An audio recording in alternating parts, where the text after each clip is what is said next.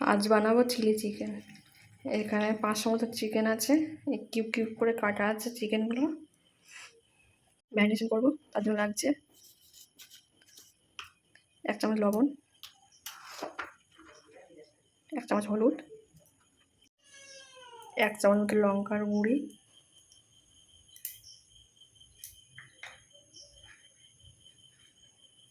রসুন কুচি, আদা কুচি, 1 চিমটি মতো ভিনিগার, 1 চিমটি মতো সয়া সস, 1 চামচ গোলমরিচের গুঁড়ো, একটা ডিম ফাটিয়ে দিতে হবে।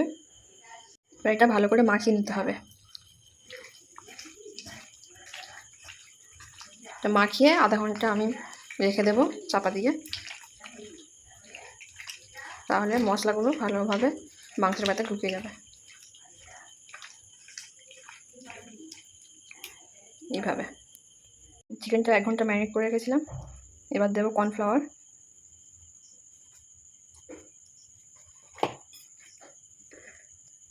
একটু ময়দা, মাখিয়ে নিতে হবে।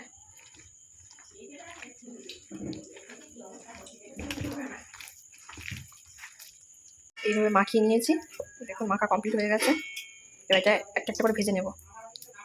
এটা গরম হয়ে গেছে, এবার একটা একটা করে ছেড়ে দেবো।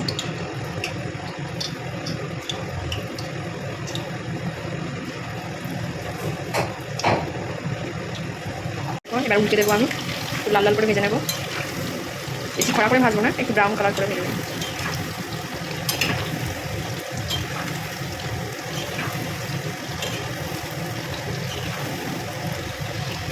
কমপ্লিট হয়ে গেছে, দেখুন।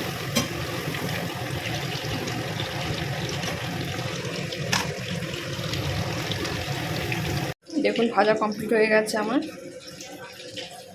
আমি ক্যাপসিকামগুলো কিপ করে কেটে নিয়েছি চিলি চিকেনের জন্য, পেঁয়াজগুলো কিপ করে কেটে নিয়েছি, দেখুন এইভাবে। গরম হয়ে গেছে, তেল দিয়ে দিয়েছি। এবার দেবো আদা কুচি, রসুন কুচি, লঙ্কা কুচি, সবজিগুলো দিয়ে দেবো।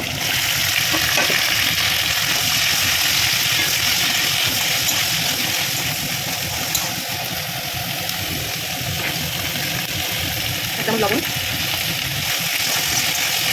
করে নেড়ে চেড়ে ভেজে নেবো।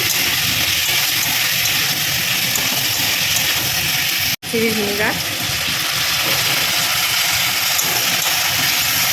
1 চিমটি সয়া সস, একটু টমেটো কেচাপ, টমেটো সস দিলাম, পরিমাণ মতো দিলাম।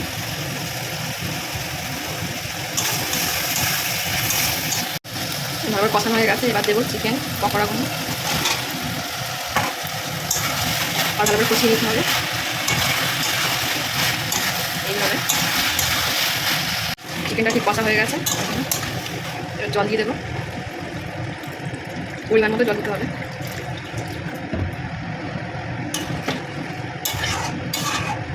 আর একটু জল লাগবে।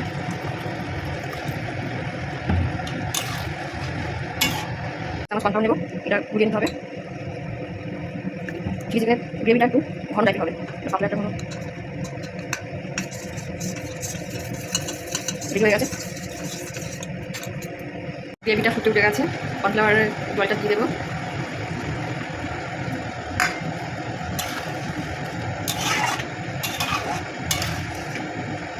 দেবো 1 চামচ চিনি, তাহলে টেস্ট হবে চিনি দিলে।